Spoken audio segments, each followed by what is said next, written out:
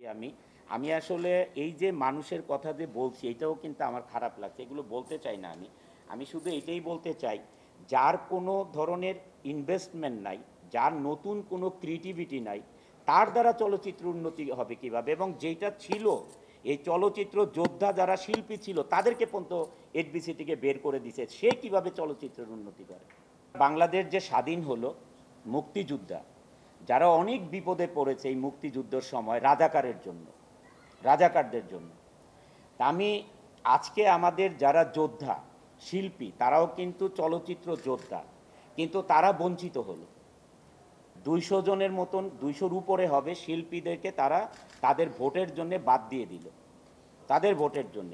তাহলে তার দ্বারা চলচ্চিত্র কি উন্নত হলো? আমরা দেখেছি পত্রিকাতে, আপনাদের নিউজে, সব জায়গায় জাহিদ খান বলেছেন, আপনারা মিশার নাম কম বলেছেন, কিন্তু মিশা তো সভাপতি ছিল।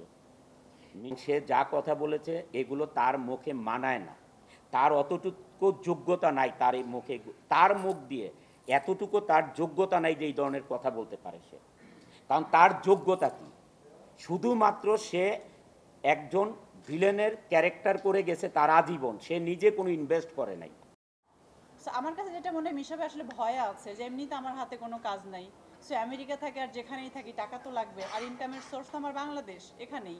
সো আমাকে তো আসলে কিছু না কিছু করতে হবে, কারণ নতুন যে তরুণ যারা ভিলেনরা সিনেমাতে চলে আসছে, উনি কিন্তু একটা বড় এই ভিলেনদের কথা কিন্তু বলেননি যে না এই ভিলেন নিয়ে কাজ করে নাই কেন, ওই ভিলেন নিয়ে কেন নেন। উনি বলেছে হিরো হিরোইন যারা লাইক প্যারেন্টসের অভিনয় করে এই ধরনের জিনিস। তাহলে উনি ওনার ব্যক্তিগত স্বার্থ ছাড়া কি হলো এটা? তাহলে উনি ওনার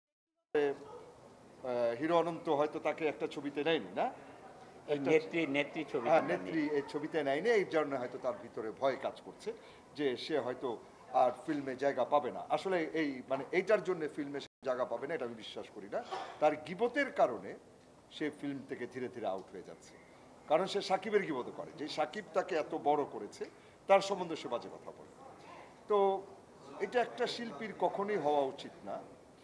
আর আরেকটা কথা আমি সবসময় বলি যে যাত্রার অভিনয়, নাটকের অভিনয় এবং ফিল্ম অভিনয় তিনটা কিন্তু তিন ধরনের।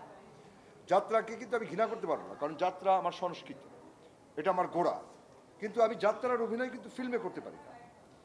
ফিল্মে আমাকে ফিল্মের ফ্লেভারটা রাখতে হবে, নাটকে নাটকের ফ্লেভারটা থাকবে।